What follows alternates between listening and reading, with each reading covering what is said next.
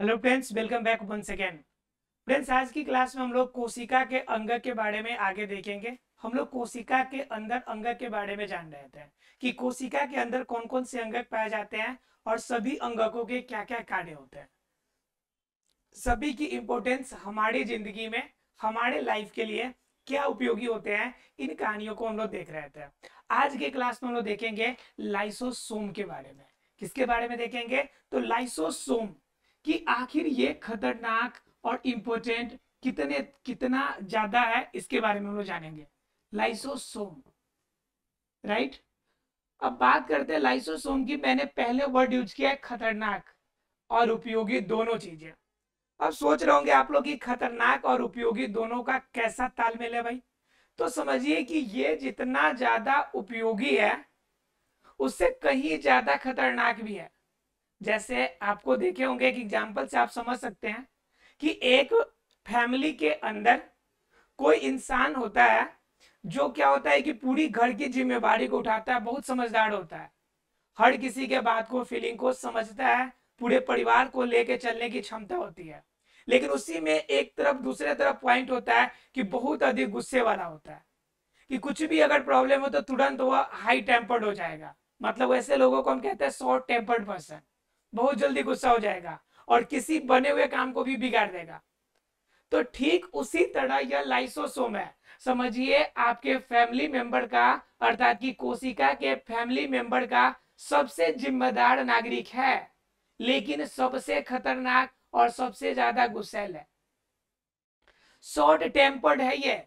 थोड़ा सा भी अगर प्रॉब्लम हुआ, अगर इसके मन मुताबिक काम नहीं हुआ, तो समझिए फिर हंगामा है घर में।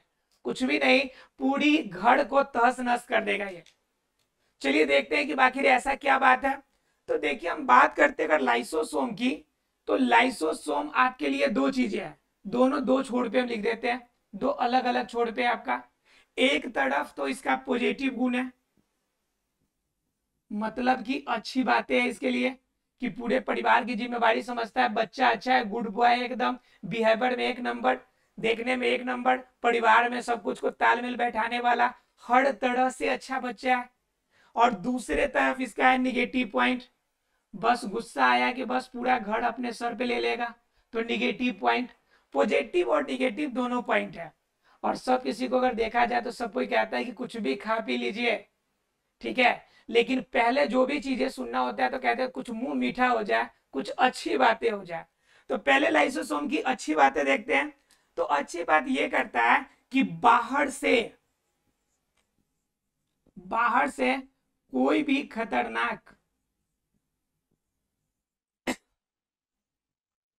खतरनाक जीवाणु आ जाए, विषाणु आ जाए, या सीधे शब्दों में कह ले कोई भी रोगाणु आ जाए, तो उन्हें उसका रास्ता दिखा देता है। रास्ता दिखाने का मतलब क्या भाई? कि बता देता है कि किधर जाना है आपको। बिल्कुल ऐसा नहीं है। रास्ता दिखाने का मतलब है कि उसे वहीं पर वह नष्ट कर देता है, क्योंकि इसके पास इलेक्ट्रोलाइटिंग एंजाइम होते हैं। जनरली क्या कहते हैं? हाइड्रोलाइटिंग। जो क्या होता है कि हाइड्रोक्लोरिक एसिड की तरह इनके पास एंजाइम्स पाए जाते हैं, कि वो अंदर प्रवेश तो कर गया। कहा जाता है, फिल्मों में बहुत सारे आप लोगों ने डायलॉग सुने होंगे कि यहाँ पे आना तो मतलब कि आते हैं अपने मर्जी से और जाते हैं हमारे मर्जी से। देखे आप लोगों ने डायलॉग? इसमें भी ये कहता है कि भाई आए तो अपने मर्जी से, लेकिन जाओगे अब मेरे मर्जी से। अब मैं निपटा लूंगा तुम्हें, तब भी यहां से निकल के जाओगे।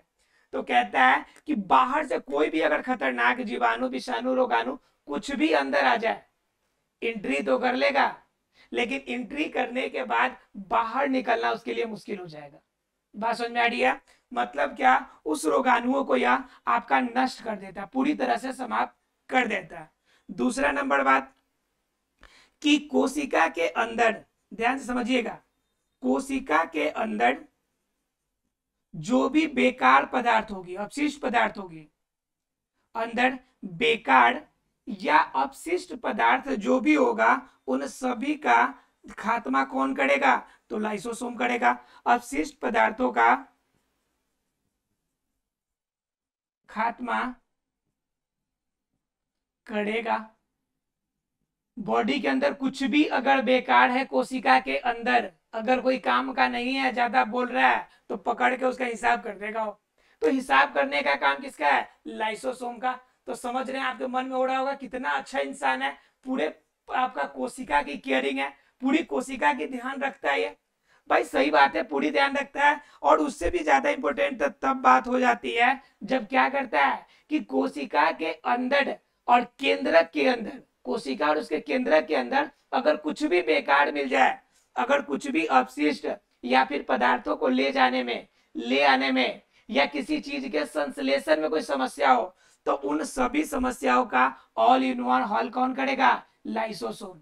संश्लेषण के लिए एंजाइम चाहिए, संश्लेषण के लिए एंजाइम चाहिए, एंजाइम्स। किसी बड़े अणु का पाचन के लिए एंजाइम चाहिए, पाचन का एंजाइम्स चाहिए।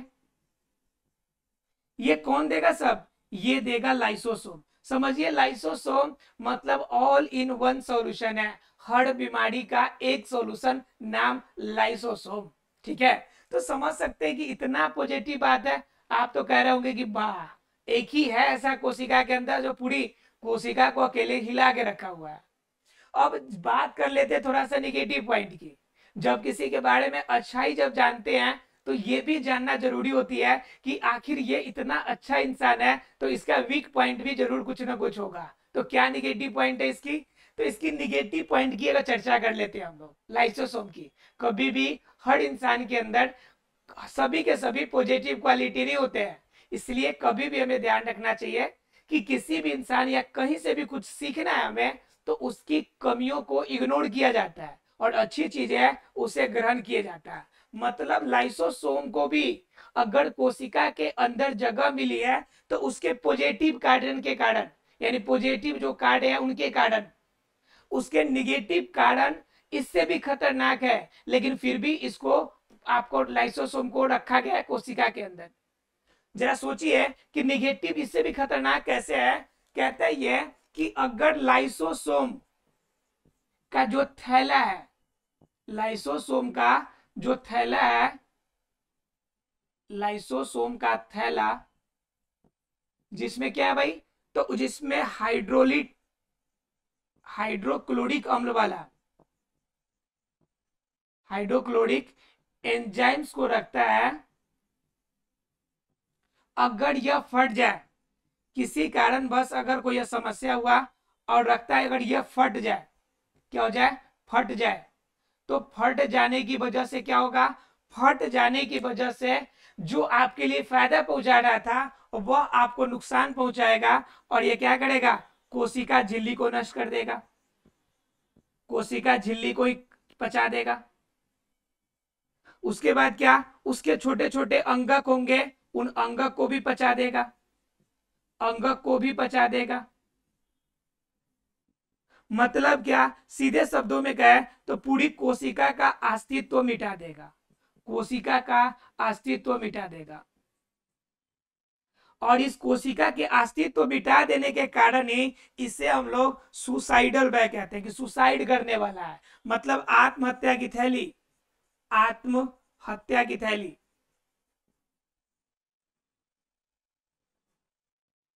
बात समझ में आ रही है? सुसाइडल बैग के नाम से जाने वाला आपका ये है, आपका क्या?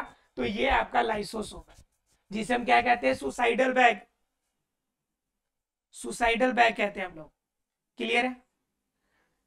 तो समझिए कि इतना खतरनाक है, लेकिन फिर भी यह कोशिका के अंदर अपना स्थान बनाया हुआ है, क्योंकि इनका कार्य जो है ना, इनका पॉजिटिव कार्य है ना, वह निगेटिव को कवर कर देता है। अगर इसको गुस्सा ना दिलाइएगा ना, जब तक, जब इसे आप इसके मतलब ईगो को हर्ट नहीं कीजिएगा, तो आपके लिए जान दे देगा बेचारा। लाइसोसोम जो कहिए करेगा। कब तक? जब तक ये गुस्से में नहीं है, जब तक आप इसके ईगो को हर्ट नहीं कर रहा है, तब तक आपके लिए कुछ भी ये करेगा। लेकिन जब इसका ईगो हर्ट होगा, फिर तो समझिए कि आप कौन और ये कौन। तो उस कंडीशन में आप जिस कोशिका के अंदर है, उस कोशिका का भी हिसाब कर देगा, भाई तुम्हारा हिसाब किताब इतना हुआ, काम खत्म आज से। बात समझ आ रही है? तो ये है आपका लाइसोसोम। क्लियर है? लाइसोसोम कोशिका के अंदर केंद्रक के पास में पाए जाने वाला एक छोटा सा बैगेज है जिसके अंदर सभी तरह के पाचक एंजाइम्स पाया जाता है। और यह पाचक एंजाइम्स कोशिका के अंदर अलग अलग रूप में कार्य करते हैं और इन कार्यों में है कि बाहर से आने वाले जीवाणुओं को मारेगा, कोशिका के अंदर जो बेकार पदार्थ है उसको नष्ट करेगा, अलग अलग रूप में कार्य करता है। एक और बात है, सिर्फ दो एक ही तरह का नहीं, इसको अगर देखा जाए तो इसको हम दो कैटेगरी में कर सकते हैं, यानी बाहरी रूप से पाचन और आंतरिक यानी आंतरिक रूप से पाचन, यानी कोशिका के अंदर भी पाचन की क्रिया और कोशिका के बाहर भी। बाहर क्यों? क्योंकि बाहर से जीवाणु आ रहा है, विषाणु आ रहा है, कोई भी रोगाणु आ रहा है तो उसे नष्ट कर रहा है ना, तो बाहरी रूप से भी आपका क्या कर रहा है, काम कर रहा है पचाने का, और अंदर वाला काम तो पचाने का वो कर ही रहा है। तो इस तरह से जब दोनों तरह की पाचन की क्रिया का काम है तो वह ऑल इन वन कौन है, एक लाइसोसोम है। कौन है? लाइसोसोम है। क्लियर है? आशा है फ्रेंड्स लाइसोसोम आपको क्लियर हो गया होगा कि लाइसोसोम क्या है और कितना इसका पॉजिटिव और कितना इसका नेगेटिव पॉइंट है। क्लियर है? अगर ये क्लियर हो गया तब हम लोग आगे देखते हैं कोशिका अंग को। तो बात कर लेते हैं आगे की, तो यह है कोशिकीय पंजर के बारे में जानना है हम लोग को। क्या जानना है? कोशिकीय पंजर। अब आप सोच रहे होंगे कि कोशिकीय पंजर क्या है भाई?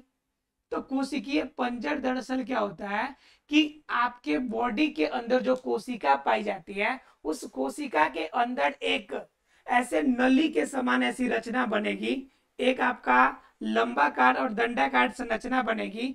किस चीज की? प्रोटीन की संरचना बन जाती है। और यह प्रोटीन की संरचना जब ज्यादा मात्रा में यह बन जाएगी छोटी छोटी, तो इसी को आपका प्रोटीन की संरचना को हम लोग क्या किस नाम से जानते हैं? आपका कोशिकीय पंजर के नाम से जानते हैं। ठीक है, यह ध्यान रखिएगा कि यह कोशिकीय पंजर जो हमें मिलेगा सिर्फ और सिर्फ यूकैरियोटिक में मिलेगा। कहाँ मिलेगा? यूकैरियोटिक में। यूकैरियोटिक कोशिका में हमें देखने को मिलेगा। याद रहेगा सबको, कोशिकीय पंजर। ये हो गया। तब जानना हम लोग को माइक्रो ट्यूबुलस के बारे में, सूक्ष्म कणिकाएं के बारे में जानना हम लोग को। माइक्रो ट्यूबुलस के बारे में जानना है हमें। ठीक है, तो माइक्रो ट्यूबुलस या सूक्ष्म जो कण होते हैं, जो सूक्ष्म कणिकाएं होती है, वो क्या होता है? तो वह भी एक छोटे छोटे आकृति के रूप में कोशिका के अंदर बिखरी रहती है। उसका ज्यादा बड़ा रोल नहीं होता है, लेकिन मेन रोल तब करता है जब सभी लोग साइड साथ छोड़ देते हैं, तब बेचारा माइक्रो ट्यूबुलस अकेले साथ देता है। किसका? कोशिका का देता है। इसकी आकार आकृति ज्यादा बड़ी नहीं होती है, ये बिल्कुल छोटी छोटी संरचना होती है। आप सीधे समझिए ना कि इसकी जो आपका व्यास होगी लगभग 25 माइक्रोमीटर के बराबर होगी। कितने बराबर होगी? 25 माइक्रोमीटर के बराबर। लेकिन यह छोटी सी संरचना तब साथ देती है जब सभी इनका साथ छोड़ के चले जाते हैं। अब आप सोच रहे होंगे कि ये कौन सा कहानी है भाई कि कब ये साथ देता है कि सब कोई साथ छोड़ के चला गया तो बेचारा माइक्रो ट्यूबुलस जो है वो खड़ा रहेगा कि हम कोशिका का साथ देंगे। दरअसल बात हम इसलिए कर रहे हैं इसकी साथ देने की कि जब कोशिका का विभाजन होता है, जब एक कोशिका टूटकर एक से अधिक अर्थात कि दो कोशिकाओं में जब बढ़ती है, अर्थात कि कोशिका का क्या होता है? विभाजन होता है। कोशिका विभाजन होता है। तो कोशिका विभाजन होता है तो उस कंडीशन में सभी अपना अपना भागने के चक्कर में लगे रहते हैं कि मैं इस वाले में चला जाऊंगा, मैं इस वाले में चला जाऊंगा। जब भी बंटवारा होती है तो बंटवारा होने के बाद जितनी भी कोशिका का पार्ट है सभी अलग अलग रूप में चले जाते हैं, आधा आधा। तो उस कंडीशन में सब इधर उधर भागने में चला जाता है, तो कोशिका की केयर किसी को नहीं होती है। लेकिन उस समय कोशिका को संभालने वाला कौन होता है? ये माइक्रो ट्यूबुलस ही तो होता है। ये माइक्रो ट्यूबुलस ही तो होता है जो इसको संभालता है। आप समझ सकते हैं कि कितना ज्यादा ये मदद करेगा। तो वास्तव में क्या होता है कि जब कोशिका विभाजित होती है, बढ़ती है, तो उस समय जो स्पिंडल होता है, जो प्लेट होता है जिसपे कोशिका विभाजित होती है, वह प्लेट किसकी वजह से बनता है? माइक्रो ट्यूबुलस की वजह से। और क्या कि इनकी कोशिका टूटने के बाद जो संरचनाएं बनती है, उन संरचना को बनने में कौन मदद करता है? माइक्रो ट्यूबुलस करता है। सीधे शब्दों में कहे कि कोशिका विभाजन का वह समय, जिस समय कोशिका का अधिकांश भाग आपका क्षय हो जाता है, उस समय मदद करने के लिए कौन अवेलेबल आता है? माइक्रोट्यूबुलस आपका अवेलेबल आता है। मतलब क्या? यह कोशिका विभाजन में कोशिकाओं को मदद करता है। क्लियर है सबको? अब ये माइक्रोट्यूबुलस तो समझ गए आप लोग। अब जानना ये है कि उनके अन्य पार्ट्स के बारे में जो थोड़ा सा आपका क्या होते हैं, लगभग लगभग निर्जीव की तरह होते हैं। ठीक है, उन पार्टों के बारे में हम लोग को जानना है। और उनमें सबसे बड़ी जो स्ट्रक्चर हमें जाननी है वो रसधानी के बारे में जानना है। किसके बारे में जानना है? रसधानी का। रसधानी से नाम समझ में आ रहा है कि रस मतलब जिसके अंदर लिक्विड हो, और धानी एक बैग हो जिसके अंदर पाया जाता हो रस। मतलब क्या? एक छोटा सा बैगेज, और ये ऐसा बैगेज जिस बैगेज के अंदर क्या मिले हमें? बीच में रस वाला मटेरियल मिले, जिसमें द्रवीभूत मटेरियल मिले हमें, जिसमें में द्रव मिले, तो वह क्या कहलाएगा? हमारा रसधानी कहलाएगा। क्या कहलाएगा? रसधानी। क्लियर है आप लोग को? यह क्या कहलाएगा? रसधानी। रसधानी के ऊपर भी कवर्ड होते हैं, इनके ऊपर भी कवर्ड पाया जाता है, और यह कवर्ड जो होता है आपका, यह टोनोप्लास्ट के रूप में जाना जाता है। यह जो कवर्ड पाया जाता है इससे हम लोग क्या कहते हैं? टोनोप्लास्ट कहते हैं। रसधानियां की संख्या अलग अलग कोशिकाओं में अलग अलग रूप में पाया जा सकता है। किसी में सिंगल एक मिलेगा, किसी में 2 मिल सकते हैं, किसी में 4 भी मिल सकते हैं। ठीक है, ये समय के ऊपर डिपेंड करता है। ध्यान रखना है आपको कि मेन चीजें जो होती है, ये रसधानियां जो होती है हमारे बॉडी के अंदर, मतलब जो जीव जंतु होते हैं उनके बॉडी के अंदर छोटी छोटी पाई जाएंगी। ठीक है, रसधानियां या रिक्तिका जो होती है वो हमारे बॉडी के अंदर क्या होती है? छोटी छोटी पाई जाएगी, या ज्यादा जनसंख्या में होगी लेकिन बिल्कुल सूक्ष्म आकार की, या नहीं भी होगी। जो जीव जंतु है, ध्यान समझिएगा जरा एक बार, कि जो जीव जंतु है उनके अंदर होगी या नहीं भी हो सकती है। अगर होगी भी तो छोटे छोटे आकार में होगी। जीवों की अगर बात कीजिएगा तो उनमें छोटे छोटे आकार की होगी। जीवों में छोटे आकार की, या फिर सीधे शब्दों में क्या है कि नहीं भी हो सकती है, नहीं भी हो सकती है। लेकिन अगर बात कीजिएगा किसमें? पौधों के अंदर, पेड़ पौधों में, तो पौधों के अंदर बड़े आकार की मिलेगी। पौधों में क्या मिलेगी? पौधों में बड़े आकार की मिलेगी। और बड़े आकार का मिलने के पीछे रीजन है कि लगभग लगभग ये 90% भाग आपका कवर करने के लिए कर सकती है। मतलब एक कोशिका का लगभग 90% भाग आपका रसधानी या रिक्तिका हो सकता है, क्योंकि ये क्या करता है कि यह अपने अंदर कोशिका रस को रखता है। क्या रखता है जी? कोशिका रस को समाहित रखता है।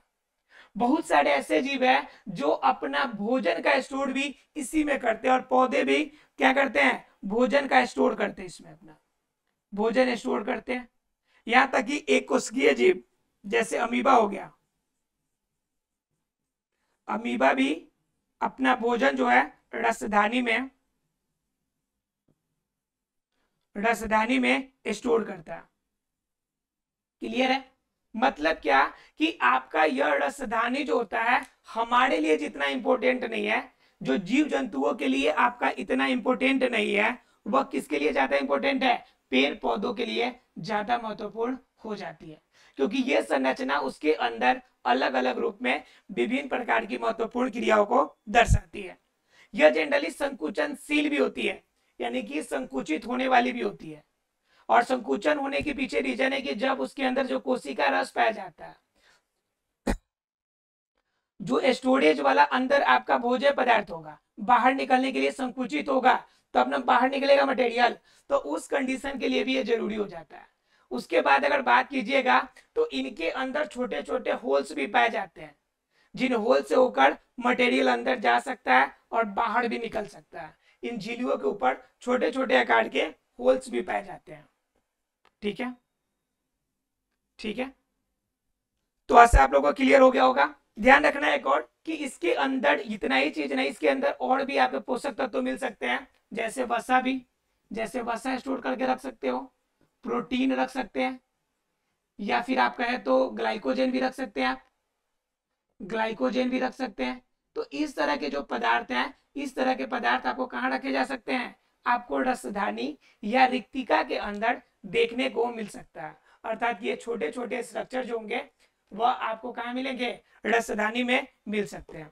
ठीक है, रिक्तिका बड़ी भी होती है छोटी भी होती है, सामान्य रूप से जीव जंतुओं में छोटी और आपका पेड़ पौधों में बड़ी होती है। क्लियर है? अगर ये खत्म हो गया, ये समझ में आ गया आप लोगों को, तब हम लोग जानते हैं अब केंद्रक के बारे में, और जो सबसे महत्वपूर्ण संरचना होती है केंद्रक, उनके बारे में जान लेते हैं हम लोग। ठीक है, तो अगर बात करें केंद्रक की, तो केंद्रक आपको पता है कि कोशिका झिल्ली के अंदर एक छोटा सा गाढ़ा सा भाग होता है जिसे हम लोग केंद्रक के नाम से जानते हैं। ध्यान समझिए, फोटो में देखिए, समझ में आ जाएगा आपको आसानी से। ये बीच कहीं से ये गोलाकार है, इसे हम लोग क्या कहेंगे, केंद्रक कहेंगे। क्या कहेंगे इसे, केंद्रक कहेंगे। केंद्रक के अंदर क्या होगा कि केंद्रक वास्तव में पूरी कोशिका का मस्तिष्क कहा जाता है।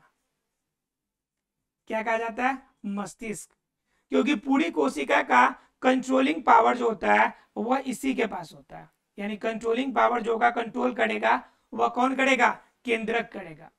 क्यों, क्योंकि केंद्रक के अंदर मेन बात है कंट्रोलिंग पावर वाला मटेरियल पाया जाता है। इनके अंदर अगर बात कीजिएगा कि केंद्रक के अंदर पाया क्या क्या जाता है, तो केंद्रक को पहले जान लीजिए कि खोजा किसने था। तो मैंने आपको बताया था, जिस समय हिस्ट्री बताया था उस समय बताया था कि पुरकिंजन इसके बारे में बताया था कि बीच में गाढ़ा कोई मटेरियल है। 1835 से 39 के बीच में ये बताया था। उसके बाद लोगों ने माइक्रोस्कोपिक वे से आपका खोज किया, तो खोज करने के बाद मालूम चल गया कि है भाई केंद्रक पाया जाता है। लेकिन केंद्रक की जनसंख्या कोई जरूरी नहीं कि हर कोशिका में एक ही पाया जाए, जरूरी नहीं कि आपका हर कोशिका में 3 ही पाया जाए, 2 ही पाया जाए। मतलब क्या, यह किसी कोशिका में नहीं हो सकता, किसी कोशिका में 1 मिलेगा, किसी कोशिका में 1 से अधिक भी मिल सकते हैं। जैसे आप अपने बॉडी का ही बात कर लीजिए, तो आपके बॉडी का जो आपका क्या है, जो आपका आरबीसी है, रेड ब्लड सेल, तो उसके अंदर केंद्रक नहीं मिलता है आपको, केंद्रक अवेलेबल ही नहीं है। बाकी सभी कोशिकाओं में देख लीजिए तो सिंगल एक एक केंद्रक मिलता है आपको। बहुत सारे ऐसे जीव जंतु हैं जिनकी कोशिका में 1 से अधिक केंद्रक पाए जाते हैं। तो कहने का मतलब है कि केंद्रक की जनसंख्या जो होगी कम भी हो सकती है, ज्यादा भी हो सकती है। केंद्रक की जनसंख्या नहीं भी हो सकती है, तो यह ध्यान रखना है कि केंद्रक हमेशा फिक्स नहीं होता है। क्लियर है आप लोग को यह? तो केंद्रक में पाया क्या क्या जाता है, तो केंद्रक में मुख्य रूप से 4 चीज पाई जाएगी आपको। ठीक है, एक तो पहले केंद्रक के बाहरी कवर, जिसे हम लोग क्या कहेंगे, केंद्रक झिल्ली, केंद्रक झिल्ली। उसके बाद क्या, केंद्रक के अंदर पाए जाने वाले जो द्रव है, द्रव के अंदर एक और संरचना होती है बिल्कुल काली सी, जिसे हम लोग कहते हैं केंद्रिका। क्या कहते हैं जी, केंद्रिका। उसके अंदर जाल वाली संरचना रहती है जिसे हम लोग कहते हैं क्रोमैटिन जाल, क्रोमैटिन जाल कहते हैं। इसके अलावा आपका और भी पोषक तत्व वाले पदार्थ पाए जाते हैं, जैसे हिस्टामिन वगैरह हो गया, तो ये मटेरियल भी इसमें पाए जाते हैं। क्लियर? तो ये हो गए टोटल कितने पार्ट, ये टोटल हो गए आपके 4 पार्ट। ठीक है, हिस्टामिन हो गया, अन्य पोषक तत्व भी हो जाएंगे, या सीधे शब्दों में कहिए ना कि केंद्रक द्रव्य हो जाएगा, केंद्रक द्रव्य वाला पार्ट। क्लियर? तो टोटल कितने पार्ट हो गए, 4। एक तो हो गया केंद्रक झिल्ली, जो कोशिका का सबसे बाहरी कवर हो, सॉरी केंद्रक का सबसे बाहरी कवर होगा, जो जनरली प्रोटीन और वसा का बना होगा, प्रोटीन और वसा का बना होगा। ये क्या करेगा, पदार्थों को आदान प्रदान में मदद करेगा, पदार्थों के ट्रांसफॉर्मेशन या ट्रांसपोर्टेशन में मदद करेगा, ट्रांसपोर्ट में मदद करेगा। क्लियर? उसके बाद कहिएगा केंद्रिका की, तो केंद्रिका सभी कोशिका में हो इसके लिए अनिवार्य नहीं है, केंद्रिका अनिवार्य स्ट्रक्चर नहीं है, अनिवार्य नहीं है। ठीक है, उसके बाद बात की जाए क्रोमैटिन जाल, तो क्रोमैटिन जाल के अंदर आपको मिलेगा डीएनए, आरएनए, अर्थात सीधे शब्दों में कहें कि इसी के अंदर मिलेगा आपको गुणसूत्र। ये जब टूटेगा तो क्या बनाएगा, गुणसूत्र का निर्माण करेगा। तो यह इंपॉर्टेंट हो जाता है। और केंद्रक द्रव्य में सभी प्रकार के पोषक तत्व होंगे जो आपका क्या करेगा, केंद्रक को संतुलित रखने में मदद करेगा। तो समझ में आ रहा है आप लोगों को पार्ट? हम लोगों ने कोशिका को के केंद्र को 4 भागों में बांटा, पहला केंद्रक झिल्ली, दूसरा आपका क्रोमेटिन जाल, तीसरा केंद्रिका और चौथा आपका केंद्रक द्रव्य। क्लियर है? 4 पार्ट में बांटा। पहला केंद्रक झिल्ली क्या होगा कि केंद्रक झिल्ली केंद्रक की बाहरी रूप से सुरक्षा करेगा, पदार्थों को ले जाने ले आने में मदद करेगा। दूसरे स्ट्रक्चर की बात करें तो दूसरा स्ट्रक्चर है हमारा क्रोमेटिन जाल। क्रोमेटिन जाल जब टूटेगा तो गुणसूत्र बनाएगा, गुणसूत्र के अंदर डीएनए और आरएनए हमें देखने को मिलेंगे। क्लियर? केंद्रिका कोई अनिवार्य स्ट्रक्चर नहीं है, किसी में पाई जाती है, किसी में नहीं भी पाई जाती है। उसके बाद केंद्रक द्रव्य में अलग अलग प्रकार के पोषक तत्वों वाले पदार्थ इसके अंदर पाए जाएंगे। क्लियर? अब अगर ये पता चल गया कि इतने सारे कुछ है तो इसका भी कार्य कोई फिक्स होगा, इसका भी कुछ कार्य होगा। तो अगर बात कर ले हम लोग कार्य क्या है किसका, कोशिका के केंद्र का कार्य क्या है, तो पूरे बॉडी के कोशिका को संभाल के रखना, बैलेंस करके रखना। डीएनए है तो कंफर्म है कि अनुवांशिक गुणों का हस्तांतरण करेगा। आरएनए है तो राइबोसोम है तो प्रोटीन का संश्लेषण करेगा। उसके बाद प्रोटीन के लिए आरएनए के लिए एंजाइम्स का स्रवण करेगा। मतलब क्या, अलग अलग रूप में यह केंद्रक जो है अलग अलग कार्यों का परफॉर्मेंस देगा। आशा फ्रेंड्स आपको केंद्रक के बारे में क्लियर हो गया होगा। मिलते हैं अगले क्लास में अगले टॉपिक के साथ, अर्थात अगले क्लास में हम आपको गुणसूत्र की पूरी डिटेल देंगे डाटा। ठीक है, मिलते हैं अगले क्लास में, तब तक के लिए thank you very much friends.